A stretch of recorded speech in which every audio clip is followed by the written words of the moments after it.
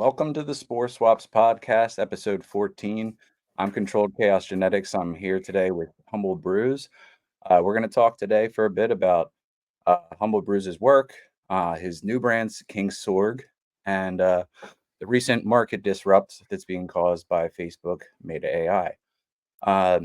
Just wanted to take a second to thank you guys all for being here and joining us. It's really important right now for our community to stay connected, and you, the people who support us, are definitely the thing that keeps us going. So keep coming back, keep pushing on, stay strong, and thank you for being here. Humble Bruce, how you doing, bro? Hey man, how you doing? And first of all, I want to thank you for having me here in the podcast. I know we have been trying to schedule this for quite a bit, but in a way, I'm kind of glad that it's now Yeah, because of the timing and all that's happening in this industry. So I think it's a perfect and appropriate time that we get together and have this podcast, this chat, and I appreciate everyone on the Sports Swaps, all the customers. It's a big family, and every vendor is like a big united family that we have here. So appreciate you all. absolutely, for sure. Um, well, I will say that everything happens for a reason, timing, what the universe gives us, et cetera, et cetera. And It's true. like like you said, we were trying to connect. But right now, probably more important than ever that we connect and talk about such important topics with everything that's been going on and how heavily it's affecting everybody. So, yeah, we'll definitely touch on that later. But for now, I wanted to hear a little bit about your company.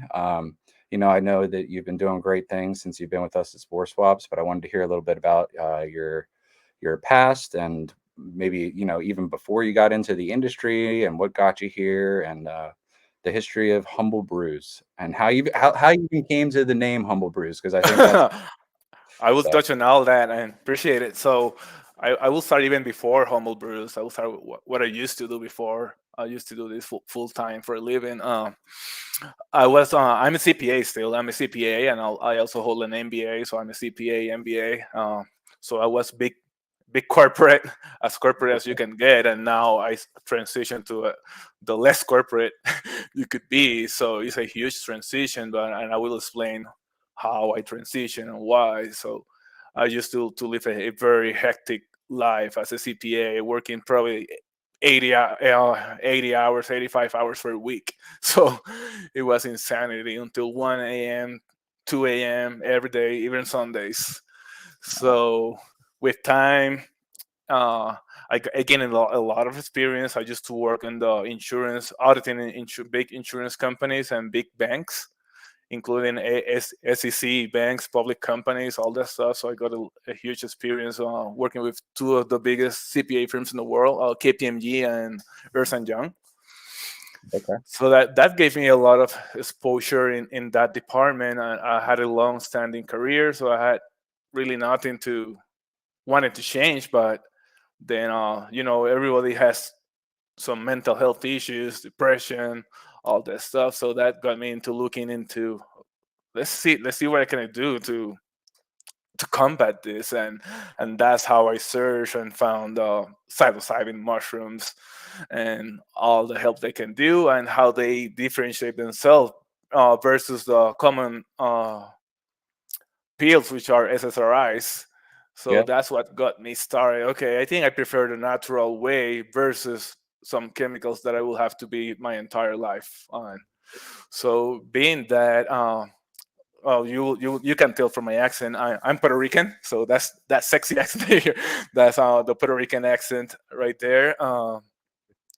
So I was there. I used to live in Puerto Rico probably for the first 32 years of my life. So then we moved to the States uh, for work. Still working as a CPA, but then back in Texas when I started researching all about this.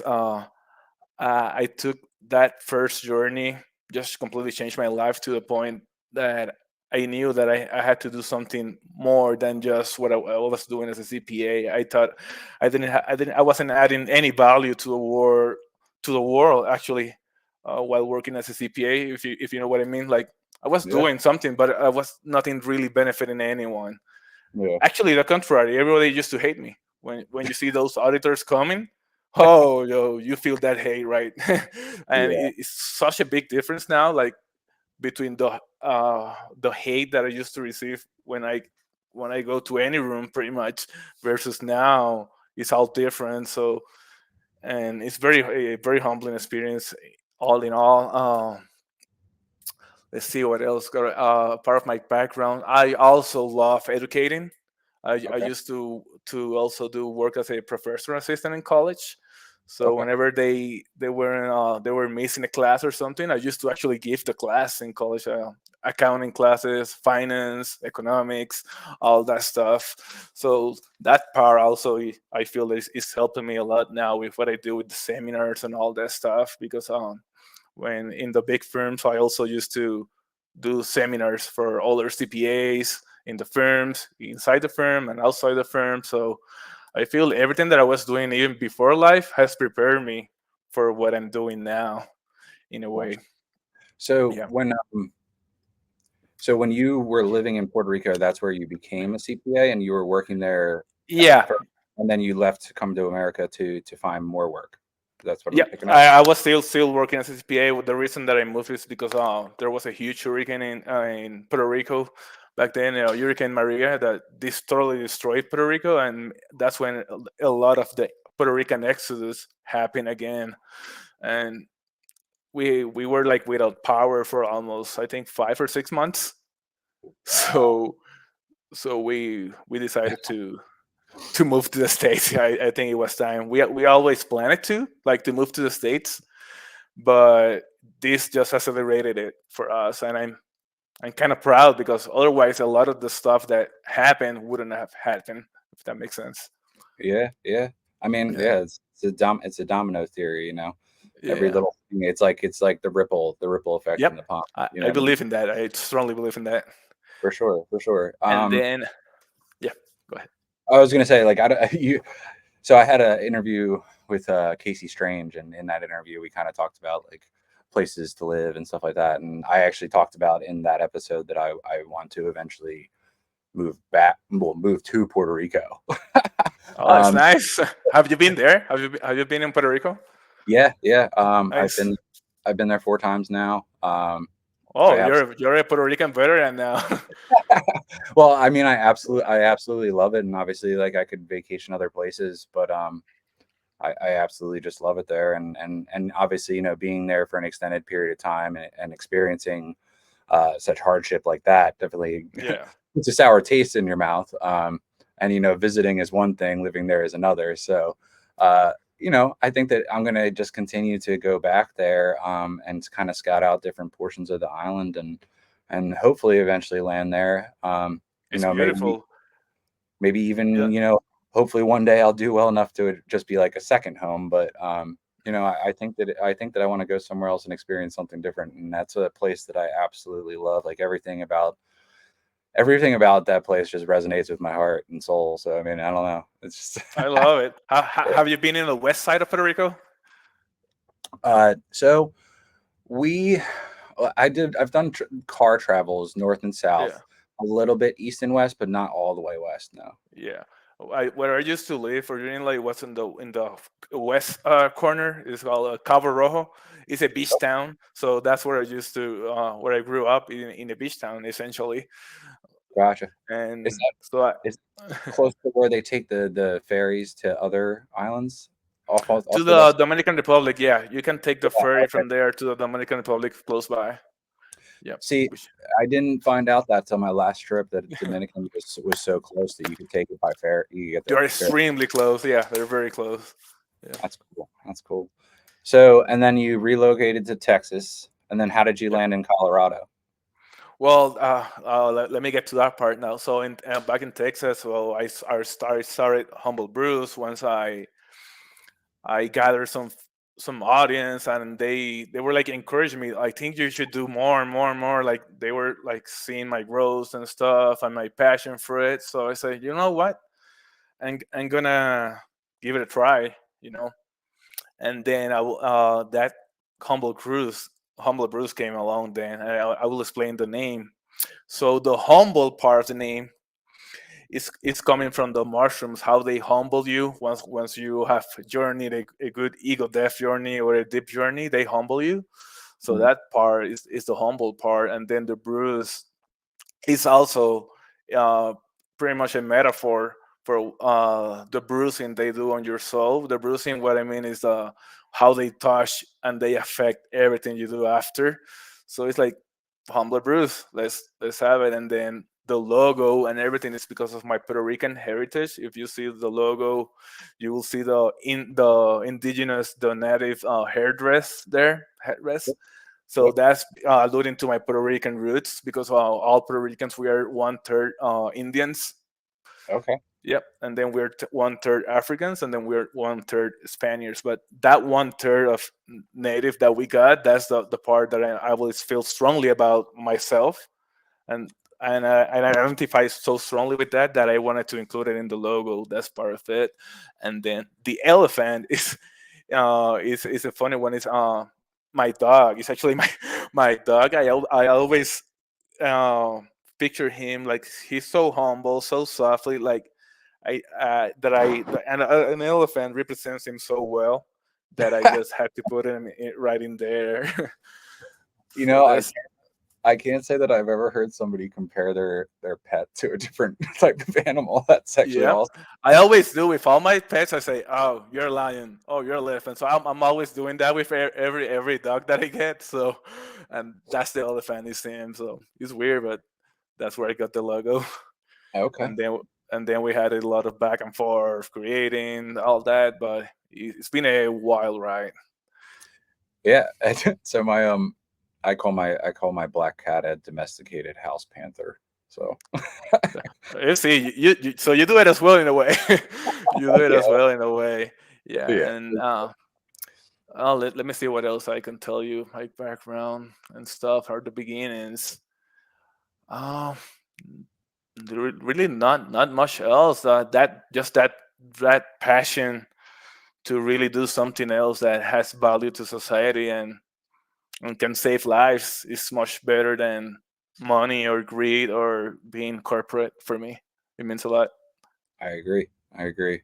Because I also have a professional career, and I would like to exit out to this industry eventually. You know, goals. So stacking paper and all that other good stuff in the meantime. But Yep. uh, it takes a lot of courage to take the leap of faith, man, and leave a professional world for the unknown in regards to income and success and your future and everything else like that. So I have a lot of respect Yeah. for what you did. And Thank you. honestly, like it's been really cool watching your company grow. And I will say this, that you can definitely tell that you're well educated and have a background in uh, several different things, but your marketing is just straight up excellent. You do great Thank you. advertising, coupled with really great work. So it's not all just talk. So Yeah, uh, I appreciate it. because there are companies that are in our industry, business, whatever the case may be, that they're really great at marketing, but they never are showing nobody nothing in regards to their actual work. They're just really good at Yeah. making advertisements.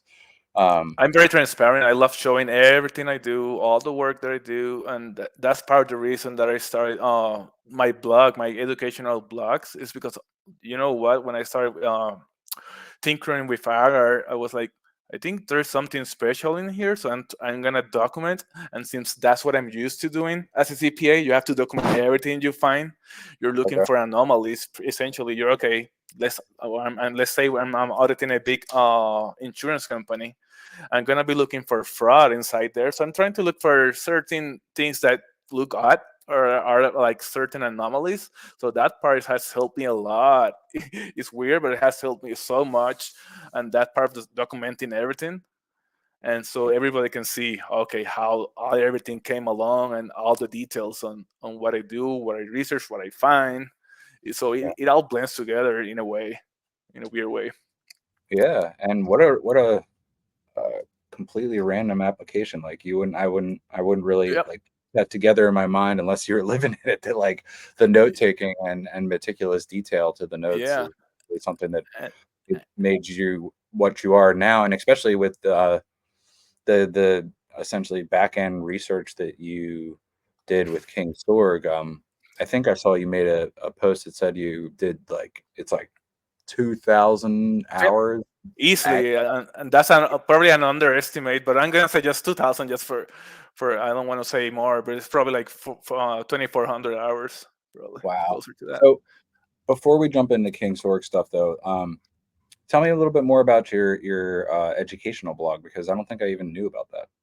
Yeah, so in the site, actually in both sites now, in the on the Humbler Bruise website and in the Kingsword website, I have a blog section, an educational blog section on both, and then everything that I do are related that I find interesting or that I find people should know about, for sure about, I document with all the details that I can. Everything. So everybody's like really into it. Like whenever they see me at an event, they say, "Oh man, I love your educational blog. I love that." So part of what I'm gonna be doing is like transition, and I'm doing it now. I'm doing live agar seminars now in events in Colorado, and I'm gonna be doing more in all through the U.S. Next year. So it's gonna be a wild ride. But going, and I forgot to tell about the Colorado part, so I skipped that. Yeah. How I came from Texas to Colorado. So essentially, as my brand was growing, my name was growing. We knew we had to be in Colorado because of the the laws here and are perfect for the industry, and the industry pretty much the industry headquarters is Denver, is Colorado, Yeah. for the whole mycology community. So I knew I had to be here, and then in November last year when I got second place at the cup in total alkaloids, it jump started. It's like my reputation even more. Like it really excelled. So even I think it was a month and a half after that, I was already in Colorado. So we moved really, really fast. Like I think if we look at the house, my wife liked it, and then we just say, you know what, life is a gamble. Life you only live once. I'm gonna follow my passion, and I left it all to and moved to Colorado. My family probably thought I was crazy. Not probably, they thought I was crazy. Like, how can you leave a long-standing CPA career for this gamble? And but I did it. Well, let me ask you, how long were you in that industry?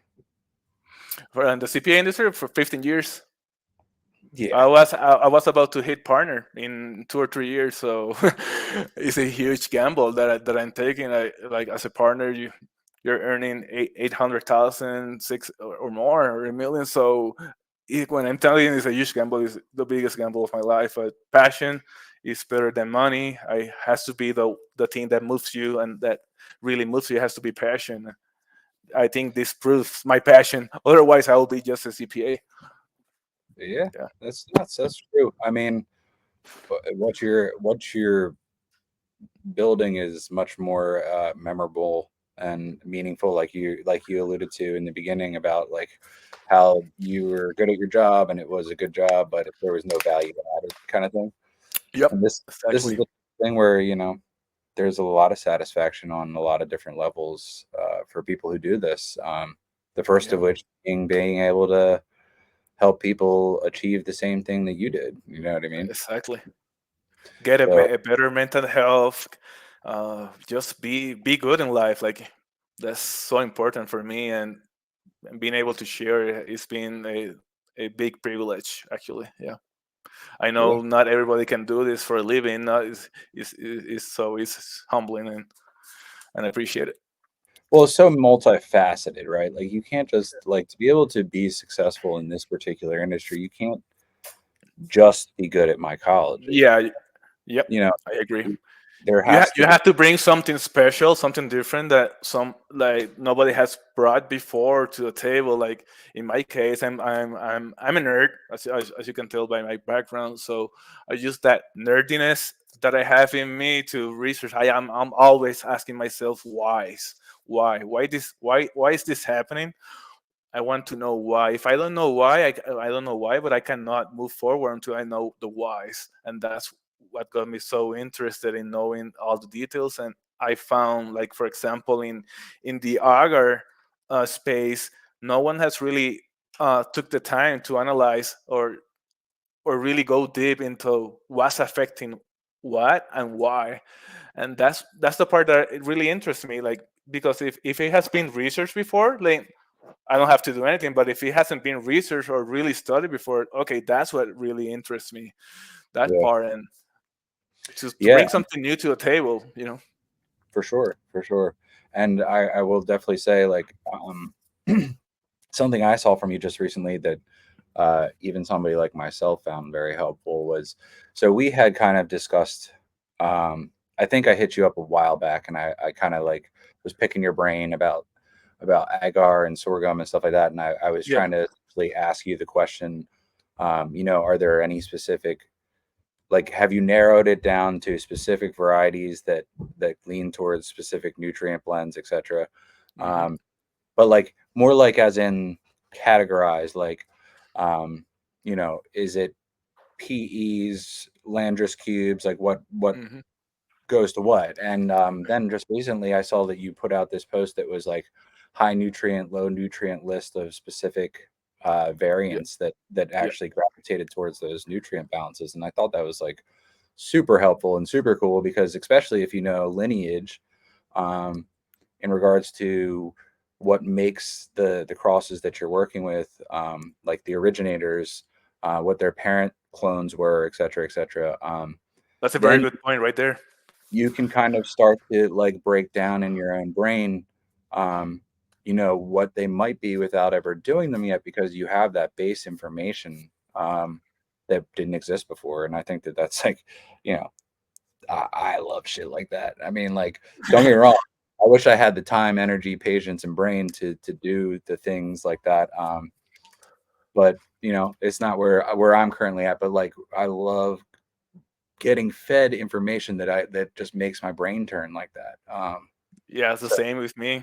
Whenever I see a post that somebody has like something similar, like in anything that it hasn't been researched before, I save it for later, and then in the night when I'm in bed, I read it all. Okay, let's see.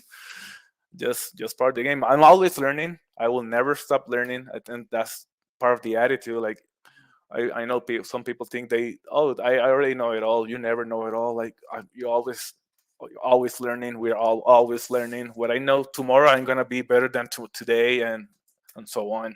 That's my belief. yeah, yep. And Dr. Ed and I talked about this briefly on his podcast. But have you ever seen the thing that's like the diagram of the learning curve of mycology? Oh Like yeah, I you're seen it. I seen that meme. Yeah, Yep. you're learning on your way up, and then you think you know Boom boom. everything, and you just fall back Just to the crashing bottom. down. Mhm. Yep. Then come 10 hits and everything goes to hell or something similar. So it's a hard thing. Okay. So, all right, I want to talk about King Sorg a bit, Yep. um, and I guess talk about first. Let's talk back history of your agar game. Yep. Um, I like that. so, so you're obviously very much into sorghum. That's apparent. But Yep. so what And was I will explain why later. Yeah. Oh, for sure. Yep. So what was your like go-to media when you first started? What did you find Yep. before sorghum? How did you land at sorghum? Perfect. I love that question. Okay. So what really got me started into I will start with my media. I was using the standard LME recipe, which was like 7.5 grams LME, 500 ml water, and I think it was zero point 0.5 grams yeast. Very simple, but it worked for most cultures. It will work, and then for even in using LME, I started using, like, in many cultures were like not doing well enough, so I Mhm. started using like less, changing the density. So I Yeah. was doing like even like doing like 10 grams with some, and then I was doing some with 3 grams or 4 grams, like very low, and seeing the effects, and I say, oh, they're so different.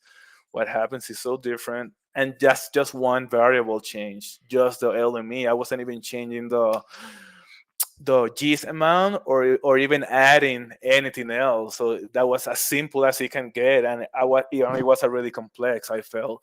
So, but I had a few cultures that even changing the density, like changing to 3, changing to 10, they didn't want to perform for some reason. I think it was like 7 or 8 cultures, and I really wanted to grow them, but I don't like growing weak looking mycelium because I'm very strict with what I put into grains, and I don't want to waste 2 or 3 weeks of my time. You know, grains take time, like 2 weeks, and I like it to be perfect and consistent before I do it. So I was like, you know what? I think I'm gonna try different ingredients. I'm gonna try just to see if maybe they just don't like this for some reason LME, this specific culture. So I started with those 6 or 7 cultures, and then I gathered a list of ingredients that I could use, okay, carbohydrates, other stuff that is not used as much as LME. So I tried PDA, I tried, and I'm talking about using it as a main source of nutrient. I tried PDA, I tried honey, I tried honey, PDA, and probably I tried like around 15 or 16 main ingredients, different ones.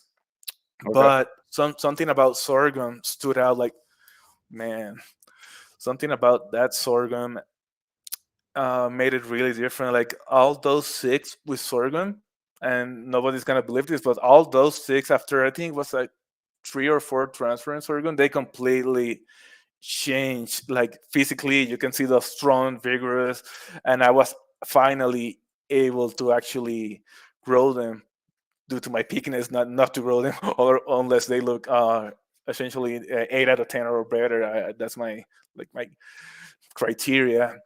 and and then after that I would say, what if one ingredient has this huge impact? What if I add or subtract ingredients? And then the whole thing fell off because I had to make a huge Excel with all the ingredients, all the possible ingredients. And then I was looking for the ingredient profiles of each and every one of those. So I have a huge Excel with what they have inside, because it's not the ingredient itself, it's actually what it has inside. Like, for example, what amino acid they have inside, which vitamins they have inside.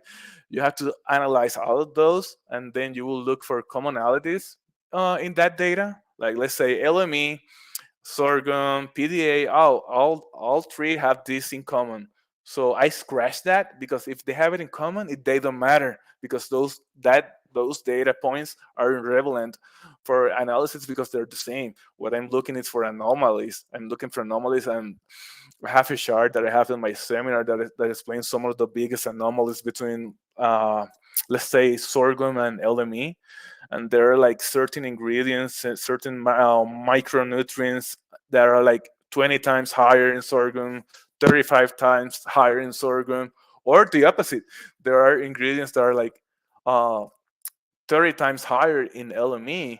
And if they're doing so well in sorghum, my logic behind it is, maybe those don't matter. Those outliers that are very high in MLE, I'm not going to be focusing on those ingredients because they don't seem to matter. Otherwise, sorghum wouldn't be doing that well, you know? So so I started to focus on the ones that sorghum had a lot more of. So, and then trying to see which other secondary or tertiary ingredients could blend together with sorghum to make it even better. And that's where the nutrient ratios come into play, which I don't think it was a term that I think the mycology community didn't use that term until I came with it. But I think it is a perfect term for it, because the ratios, and there is a big difference between ratios and density, which was the only term that they used to use, to ask. Like, for example, everybody said, what percentage is your agar? And to me, I don't like saying this, but it's the most irrelevant number in mycology. If you don't, if y- that, because each and every ingredient is different. So 1% of LME is going to be completely different to 1% sorghum, and it's going to be completely different for 1% PDA. And then as well, you have all the secondary ingredients. So it's a mix between knowing the density, which is the total nutrient in a formula, and but most importantly than density is knowing the ratios or tinkering with the ratios. Oh, let me add this, let me add peptone, let me decrease the yeast, let me add honey as a secondary, let me add corn as a tertiary, a lot of maple, for example, is another good ingredient, and then you have to test them out to see, and then analyze the data again. What makes this as a good primary ingredient, what makes this as a very good secondary ingredient, which I think yeast is the best secondary ingredient. But the mycology community already knows it because most recipes already have yeast in it. It really has a lot of good ingredients, but it's a horrible main ingredient. If you try yeast as a main ingredient, it's not gonna work. I already tried, but as a secondary ingredient, it's amazing. So that's another angle. Like not every single ingredient is gonna be a perfect main ingredient, but it might be an absolutely beautiful second ingredient in the Gotcha. formula. Have you ever tried like, and my brain just was spinning when you were talking, but I've never personally tried this, but have you ever tried mixing like main ingredient medias? Like if you were gonna like Yep, let's yep. I have it on my blog post as well. What I tried initially was mixing sorghum as main and LME as main, because okay, LME it was what I was using at the time, so I had a lot of it still. So I started and comparing just sorghum and different ratios of LME, and then plus the secondary ingredients. But what I found that just sorghum, and this is with LME, this comparison was performing better than the mix of sorghum and LME. gotcha, So that's when I scratched all LME and never used it again, because then I said, okay, I can just do it with sorghum and all the secondary ingredients that I'm using, which gotcha, pretty much replace the ingredients that maybe sorghum is missing and they're in LME. That way I can counter that with the secondary ingredients. So there is my theory is that there is no perfect ingredient. There is also in nature you have to find a different stuff to get to perfection or to gotcha, get that optimal performance. gotcha. Yeah, I mean, honestly, I call it, I guess, like lazy man's agar, but I shit you not. I pretty much use sorghum and agar. That's the only two ingredients in my entire recipe. It works. Yeah, I mean, I don't use any secondary ingredients. I don't use any yeast. I don't use any antibiotics. And honestly, it's like I started using that because I was looking for like I had been using yeast and stuff like that, and I found that for me, like um, I the plates that I was making, I was trying to like not cold store masters, leave them at room temp that's like low 60s, Mhm. and just have them have longevity. And I found that that yeast made them either contam or deteriorate faster. So I stopped using it because that's just how I was rolling at the time. And honestly, like I've just kept on using just straight sorghum and agar for my customer plates, and they turn out gorgeous. I mean, I don't know. I mean, don't get me Awesome. wrong. They don't turn out humble bruise gorgeous. I'll precursor with that. But they're pretty good. That's uh, good. That's nice. And um, that's part of it, like experimenting and seeing what it works for you and all that. That's part of the mycology game. That's the beauty of it too as well. Like yeah, I see some people use yellow gum and all that. There's so many different variables that we can tinker and play, that the possibilities are infinite, and that part excites me, because that means that we have probably researched only like 5% of all, so we have like 95% to discover, and that part is that keeps me waking up in the morning and going to the lab and twinkering that part that 95% that is left. yeah, for sure. Now, can I ask you, have you tried any of your extensive experimentation uh, with the agar recipes and exotics? because that seems Ah, that's that seems such a perfect topic that you're touching. You don't even know why. I will explain that. This is my next project right now. It's currently in place right now. I'm working, collaborating with Site Medicinals, Aaron from Site Medicinals. He won the cup last year with the Pan Science, the Psychedelic Cup. I think he won like four medals for that. He got first place in all in exotics with the Pan Science TTB BVI, that one. yep. So he won that, and so I contacted him a few weeks ago, and we just started working on creating a king sword recipe for pan science.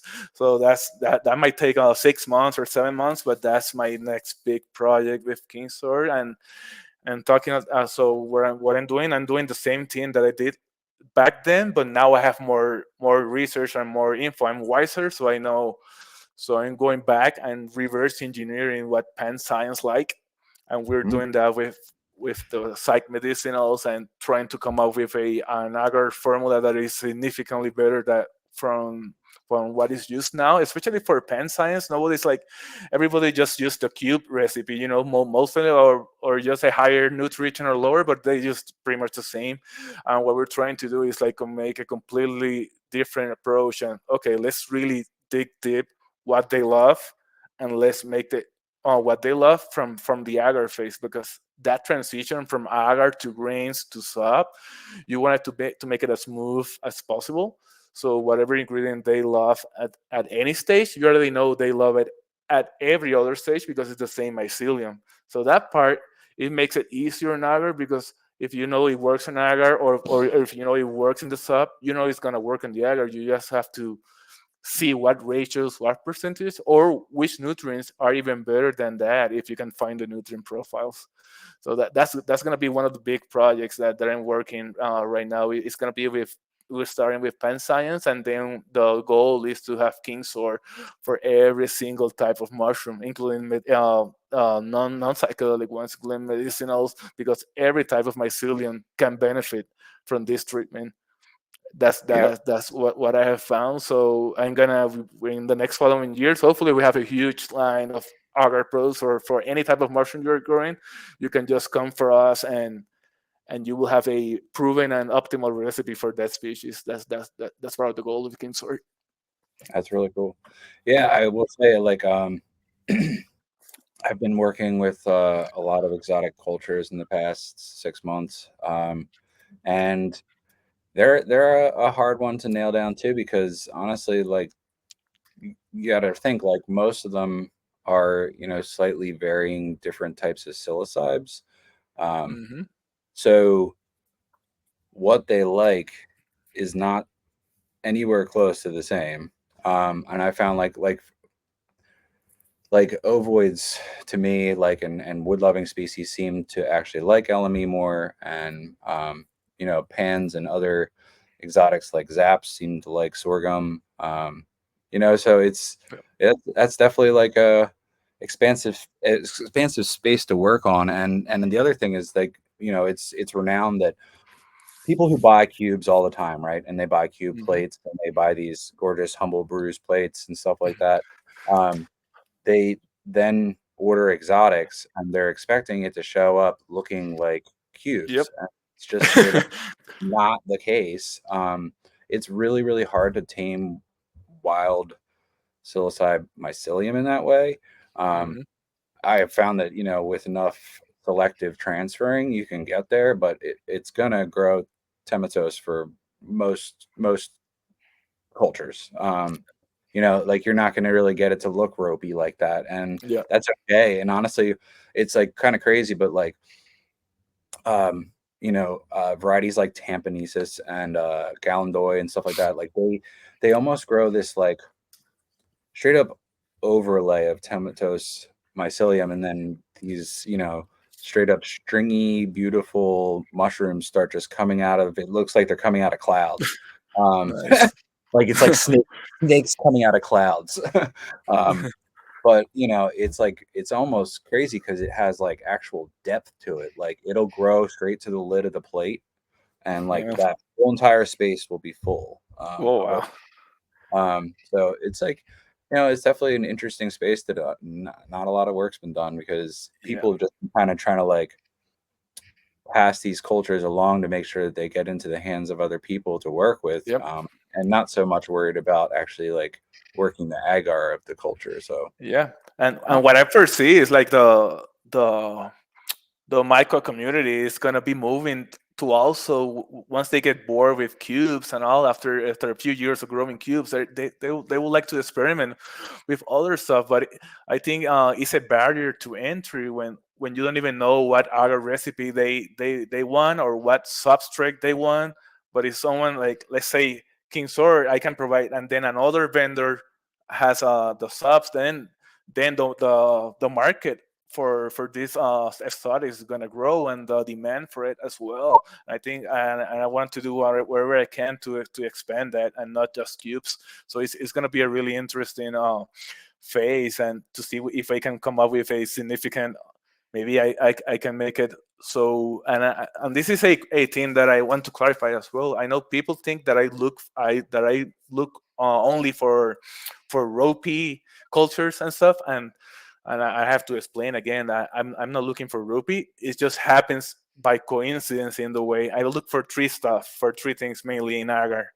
This is what I qualify as a good agar plate. I look for is number one is gonna be, I am looking for a vigorous, strong culture, and that part I can determine. I can now determine really fast if it's a vigorous culture or not. I mean, I explain better in the seminar, but one of the things that I look for is that white. How white it is, I know that's a weird term to say, but if you look at a lot of different plates, and you can, I know a lot of people are gonna, after hearing this, I'm gonna check their plates. But if you look at a lot of different plates, they have different shades of white. Some are really strong white, and that's what I'm looking for in any, because that strong white mean, okay, that's really healthy, really vigorous. It has all the energy it needs to thrive, versus a very weak looking mycelium. It almost look like gray, very gray. And that gotcha. I don't look for that. For that, I try to transform into that very bright white. Gotcha. Another thing that I look is, of course, consistency, but that's part of it. Of course, is isolating it properly, and then the other part is the agar consistency between, and having an agar that is optimal, an agar recipe that is optimal for that specific cubensis. That's Yeah. another really turning point for me. And so what happens is that most of the strong, vigorous, when it gets strong and vigorous, it just happens that a lot of them get ropey. They get that way, but not every single culture that is strong and vigorous is gonna get extremely ropey. Some are barely ropey, but they're perfect. And I have made some posts explaining that I'm not looking for ropes. I'm looking for strong, consistent, vigorous cultures. That's what my aim is, and that's what was gonna be my aim for the exotics and for every type of mycelium.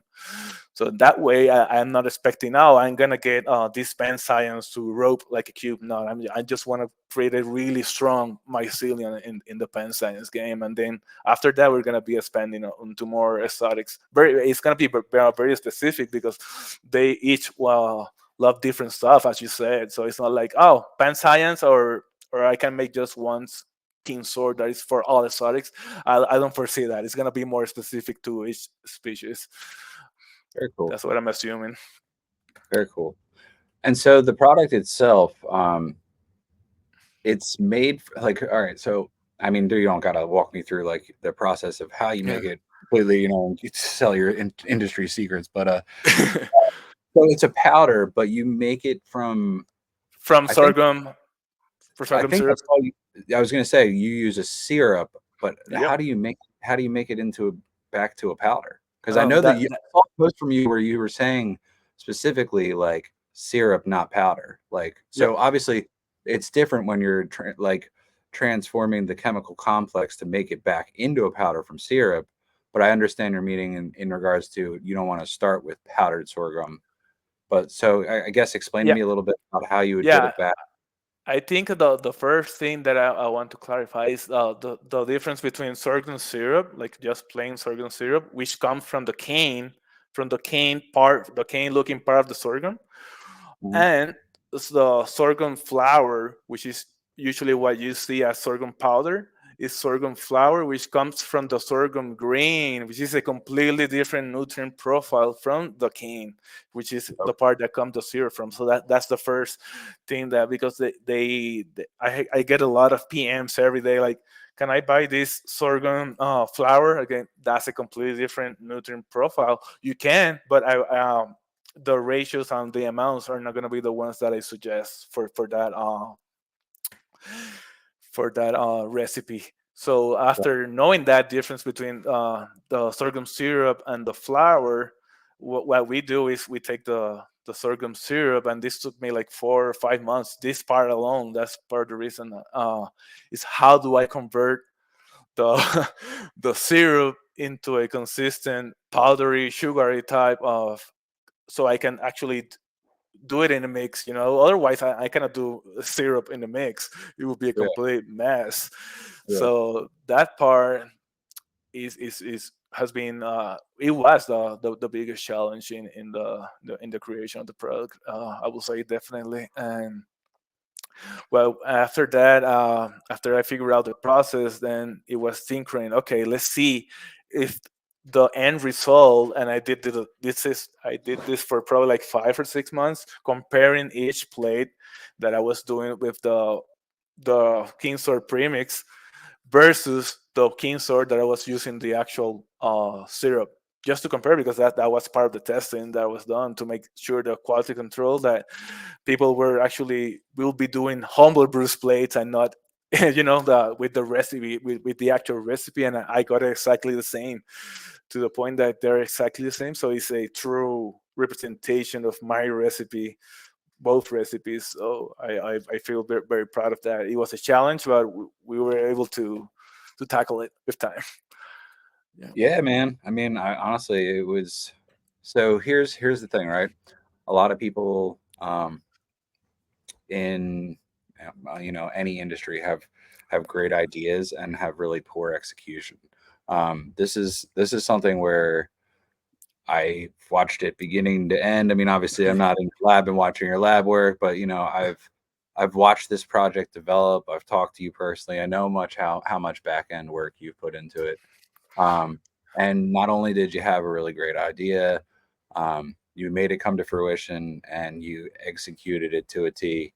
So you couldn't have teed up your launch better. I know that you had some pushbacks in regards to containers and stuff like that, but like the end game is that the product is incredibly professionally done. Yeah, we It, fixed it. It was the first batch. We had so much trouble with the suppliers.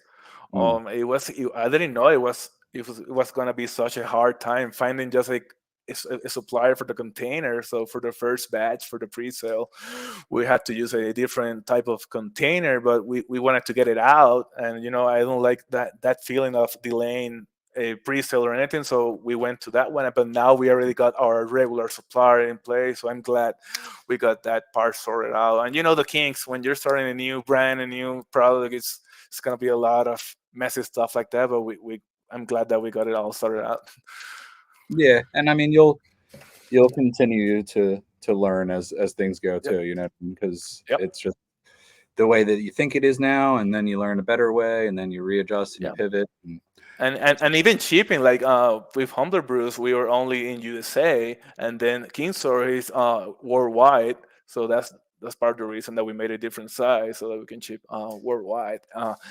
And it's completely different game. Yeah. yeah, So my wife does the shipping, all that stuff. So she's the one that is learning all that along the way. gotcha.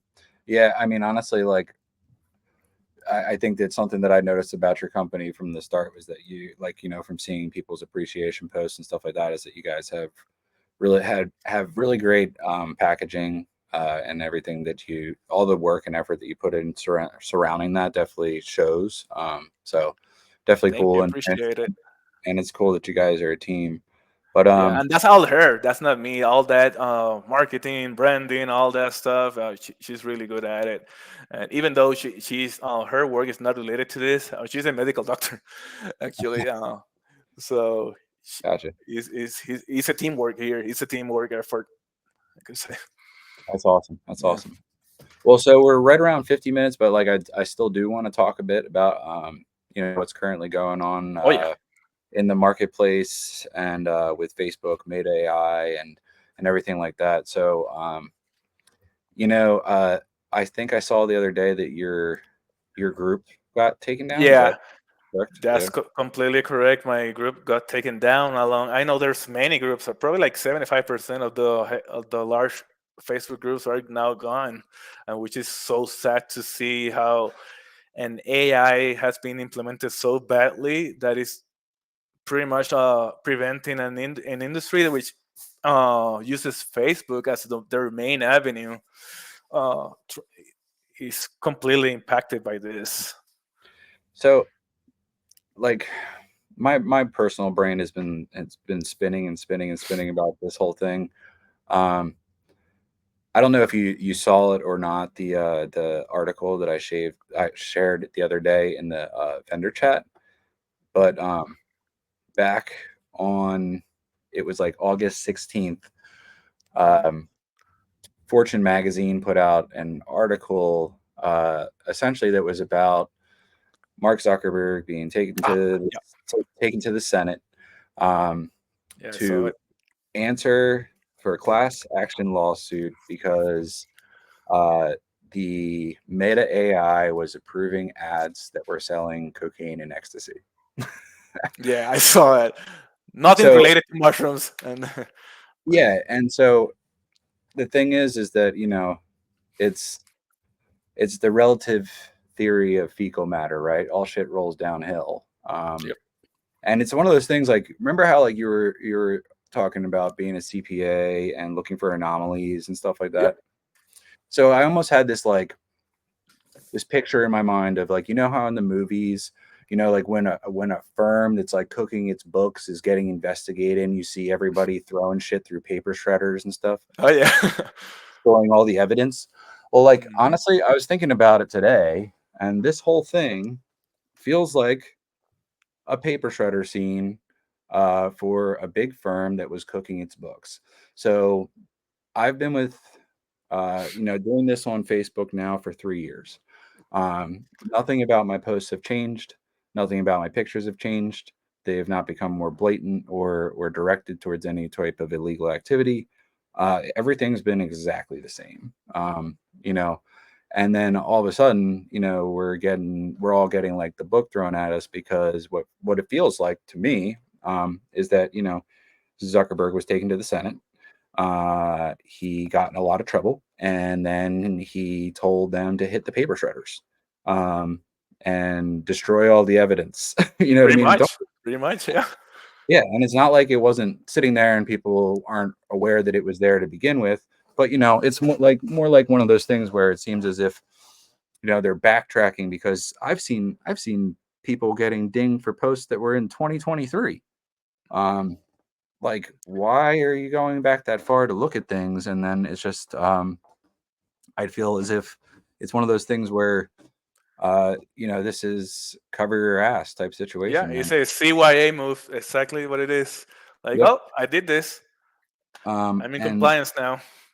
in the same regard, it's one of those things where I would like to say, like, woe is me about the mushroom industry and what we're doing, but the truth of the matter is that I don't think this is an attack on us at all. I think that we're just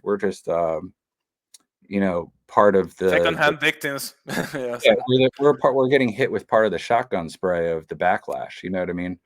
yeah, Um, and it sucks and it doesn't change anything, but I don't think this is something that was even really directed at the myco community. I think that yeah. I we're think just even the cannabis industry has been impacted, like closing groups and profiles of cannabis as well. So it's like which is like legal in many states in the United States, either medically or recreational. So it's very weird what they're doing, and so injustice, so unfair. And we are a legit industry as any other industry. It has all the components of a legit industry, which this is what it is. It has vendors, we have stores, like in Colorado we have stores that you can physically go there, buy your spores, buy everything. There are suppliers of stuff, there are the breeders. So it's a whole industry here that's being impacted, and they don't know that. And that's part of the reason that I was calling out for, let's know, let's try to get a meeting with them or something, because they don't know what we do, they don't know this industry. And this could be potentially be the biggest growing industry in the next 5 years or so, once they legalize it federally. So they're messing with an industry that later on could be very beneficial for them numbers wise. So even that part doesn't benefit them. If we all go out from Facebook to another platform, they'll be losing all that interaction and revenue that they get from us. So I'm gonna be sending them a letter next week. I'm gonna be a formal letter, long letter, hopefully in the name of the entire micro community, and hopefully they accept for a meeting and get a lot of the industry leaders to really explain our case and why. And hopefully, if that's the case, hopefully it will change things for the better. But that's all I can do for now. Like, even if it's a long shot, I have to try. I mean, Uh, I'll say this. I mean, a lot of these businesses that do. I mean, I'll put it to like this. I'm the type of person where I want as little involvement with the government as possible. So I yeah, pay my taxes. As in, we have an industry we make money off of, and I pay my taxes. So, exactly. um, it's like one of those things where why do people in our industry who are in legal states have LLCs and all these things that are completely legal, Hmm. and then we can't post on an adult social media platform? It's just, I don't know. It's just wild. And like the thing is that it should be a place for adults. I think that's really what it comes down to. Is like for me, there's no reason for children to have social media. Yeah, it's cool to connect. Go to school and connect. You know what I mean? Like, um, like I don't know. I think that there should be like some sort of age limitation for even joining social media to begin with, because it's not a Yeah, place for.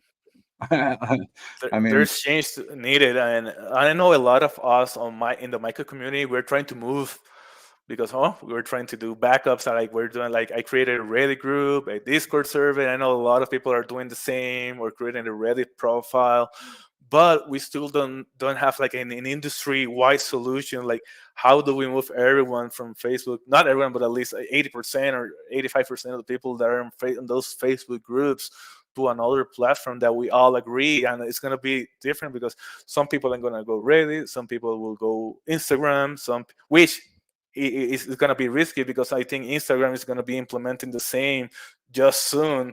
I think the only reason they haven't is because I think the lawsuit was specific to Facebook, but now I'm assuming that it's going to also apply to Instagram. So it's just a matter of time that we're also gone from Instagram, which is another risk factor.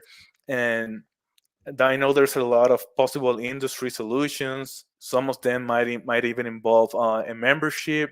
But if we have to pay $10 per month to be able to have it back, I wouldn't mind. You know what I mean? I just trying to think out loud. Anything that we can do to keep the industry going forward and not become stagnant or even dead at its heels is hard. Like, a lot of yeah, businesses are being impacted.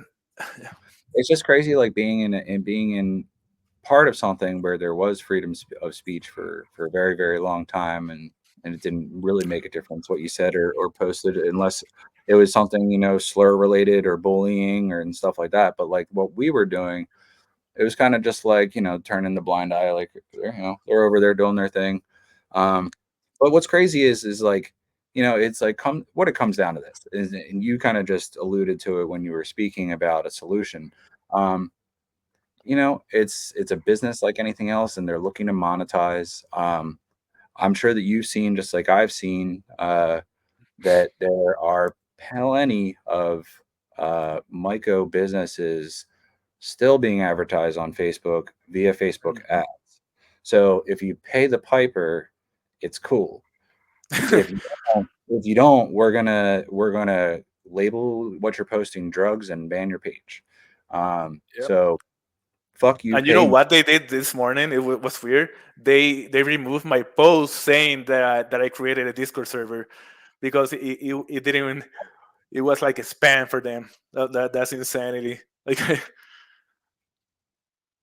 So that's so so nuts. And then yeah. and what you're talking about now, so I've been doing a lot of deliberating and talking with people about Hmm. about what triggers the algorithm.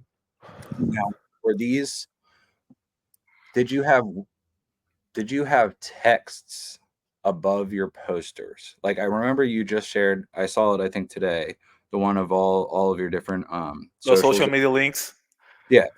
Yeah. Now did you the post that you're saying that was removed about Discord, was it a poster and then there was text above it that you typed as like Yeah, a message? there was text because I say as part of the Facebook thing, and all that stuff. We're making a Discord server, so there was some test there. So I'm not sure if the AI is getting only the test, or is it getting the text and the picture, or only a picture. It's like nobody knows. I'm assuming it's a mix of both, but it's really hard to tell right now.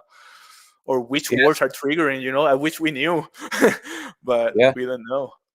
So I mean I put up a post now it was 2 days ago, where I explained what I was doing. That I was making a post, offering a product, not showing pictures, but giving links that were direct links to Google images, photos. Yeah, Um, and that post has gotten good movement and hasn't been removed and nothing flagged or anything about it. So I mean that might be a workaround. I mean, like if you have Google Photos, you can just put direct links in the post, and it'll take and it to then pic just link to that one. because then it takes them outside of Facebook. You know what I'm saying? So Yeah. I don't think that it's catching it. It was just an Yeah, I idea. don't think so as well. I don't think it will be that smart of the system. Yeah. Yeah. So I don't know. We'll see. We'll see how that goes. But in I will say this, I'm gonna keep doing advertising, but I'm just gonna make posters with words and maybe link a few pictures, you know what I mean? Hmm. To external links that aren't even located within other social media platforms. So not like linking it to an Instagram account or anything like that. Because Hmm. honestly, I don't want to cross contaminate. If one's Yeah, getting that's true. That's true.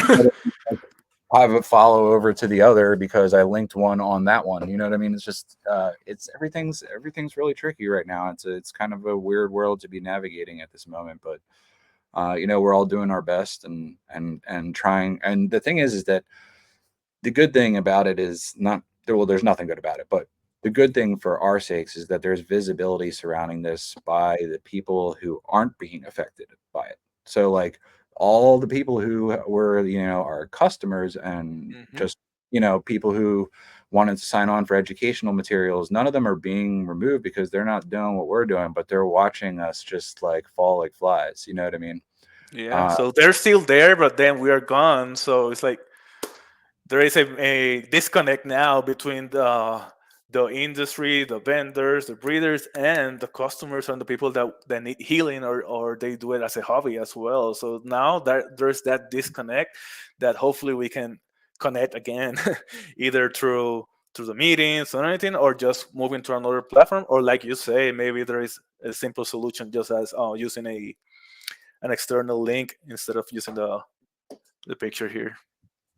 Yeah, I mean, I think days of pictures are dead. I mean, so why I have CCG down here is because that's my new Facebook because they Yeah. completely disabled. It progressed. It went from your account is suspended for a few days to your account is suspended for good. Your account is banned, and then now it's like disabled. Um, I have zero access to it. There Wow. was there was 1,400 friends on there. Wow. My personal genetics group, like Humble Bruises group, Hmm. you know, um, that was called Controlled Chaos Genetics, completely Yeah. abandoned now. So much work and so much sacrifice, and they don't care. Like they just do it.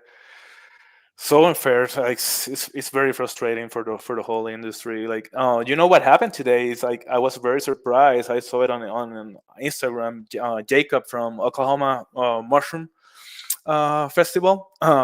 He got banned actually on Facebook today, suspended at least on Facebook. Like really, all he talks is about he does a lot of education. He does a lot of functional mushroom and medicinal mushroom stuff, and all over the U.S. And you're gonna ban him?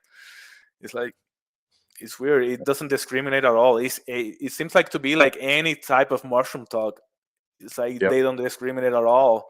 Any sport, anything, which the DEA clarified, which are legal, but they will override that. They don't mind.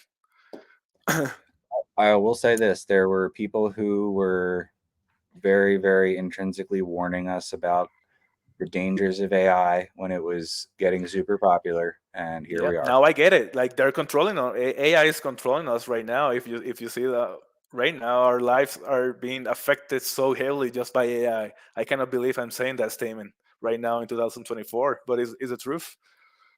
Well, yeah, and that's just the thing is like it was. I've said it before. It was all fun and games when AI was making pretty images for us in a computer, but now it's bleeding into real life, Now and it's not so much fun. yeah, Now it's not. now it's bleeding to real life, and it's just a huge kick in the dick. So I'm Yep. sorry. uh, but yeah, it's so we're all like trying to and the thing that sucks is like our community as a whole was pretty divided as is. Like, yeah, they were like it was subdivided into very large groupings of people who had very specific allegiances to certain followings and growers Yep. and all these That's how people it and stuff. goes in the industry. But we need to be united right now. If we're not a united front right now, we're gonna get just blasted by the big corporations with AI. So we have to take our stuff aside and work as a unit of one. Otherwise, we have no chance. I know there's a lot of stuff in the community, hate, envy for groups. Even I receive it after a while. So, but we have to take that all aside to be able to withstand this punch that they're giving us. That will be my 101 for everyone in the industry. You have to stay united if we had to actually have a chance against this. Yep, I would have to 100% agree. Um, yeah, so it's very hard to say right now like what the solution is, but Hmm. that's like the key component is that we have to Yeah. stand together in some sort of way to be able to make a difference. And I don't know, maybe this was like the freaking like is the Darwinism of the myco world where this is the purge and the strong will come out the other side, but I don't know, I just don't know what the Yeah, or maybe this is the catalyst that moves us all together to another platform, and then where nobody messes with us. But it's hard because Facebook inherently is easy for everyone because everyone already has their profiles on Facebook, so it's the natural way to gain good exposure. But so any other platform is gonna have that limitation. But even then, I know we can move forward, and hopefully we can find a solution soon. And I'm working, not working, but seeing some possible solutions that people have brought forward, and hopefully some of them will hit with the micro community, and we can be together again as a whole. yeah, for sure, for sure. Well, I wanna definitely, partner with you on whatever you need in regards to trying to make a difference and help in this regard. So, Thank you, keep man. in I will definitely hit you up if they accept that, and a lot of the industry players, like even Jacob, they've won by different types, a store owners, so they know, and they can explain their case and how it's affecting them, what they're doing. We can bring a lot of different industry players together with them, and I think for me that will be, since I'm used to that kind of scenario of a lot of meetings when I was in CPA. I think that's the way to handle stuff is through meetings. Usually, like banning people like that with AI, and then when we appeal this AI again, it's like I need to talk to an actual human. We need to speak to a human somehow. yeah, yeah, exactly. I mean, and honestly, like it's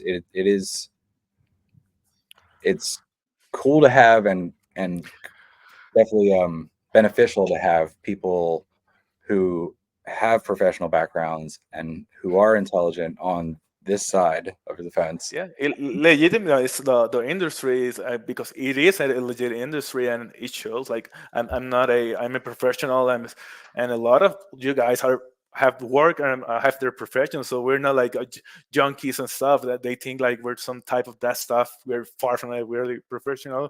We work very hard, 12 hours a day, 13 hours a day. It's Yep. it's you know how it works. You know how it Yeah, works. yeah, for sure. All right, man. Well, it was really a true pleasure talking with you tonight, and I thank everybody who is tuning in for coming and spending some time with us and listening to us talk. And I'm really excited to kind of, maybe we can view this as a renaissance. Like, this is the time that It's we true. need to.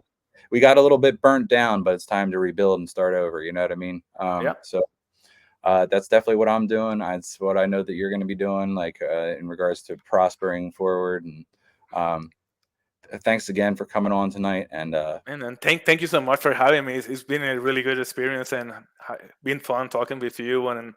And I'll also explain to some of the people that don't know my history or my background also, and I'll like Sore, Humble Bruise, and the most important topic, which is the last one as well. So create awareness of because not everyone knows that it's happening. Like the ones in Instagram don't know what's happening on Facebook and all that. So this will definitely help and appreciate it, man.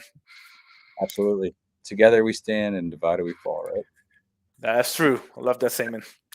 All right, brother. Well, it's so nice talking to you, and I'll talk to you soon. All right, man. See you all. Peace.